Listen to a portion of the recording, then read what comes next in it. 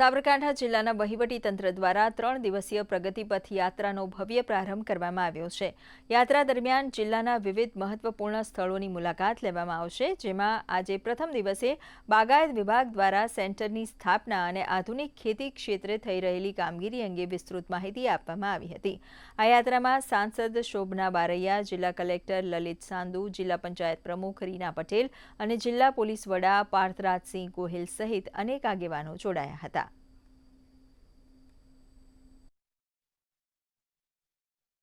દેશના યશસ્વી વડાપ્રધાન શ્રી નરેન્દ્રભાઈ મોદી સાહેબે 12 વર્ષથી જે સ્થાયી શાસન કર્યું છે એને આજે ખૂબ લાંબા સમય સુધી વડાપ્રધાન રહેવા તરીકે એમને આજે રેકોર્ડ તોડ્યો છે અને એમને અમે ખૂબ ખૂબ શુભેચ્છાઓ પાઠવી। સાથે સાથે એમને જે 12 વર્ષ અવિરત સેવાના કાર્યો કર્યા છે, જે પ્રગતિના વિકાસના કાર્યો કર્યા છે, એમાં અમે પ્રગતિપથ યાત્રામાં આજે હિંમતનગરથી અને પ્રાંતિજ વિધાનસભાથી શરૂઆત કરી અને ખેડબ્રહ્મા પૂર્ણાહુતિ કરવાના છીએ। એમાં અહીંયા કોર્ટની મુલાકાત લીધી હતી અને 70 કરોડથી પણ વધારે રકમથી આ કોર્ટ બની છે ને આધુનિક સુવિધાઓથી સજ્જ બની છે, ત્યારે આનો લાભ આમ જનતાને પણ મળી રહે એવી અમે સૌને શુભેચ્છાઓ પાઠવીએ છીએ।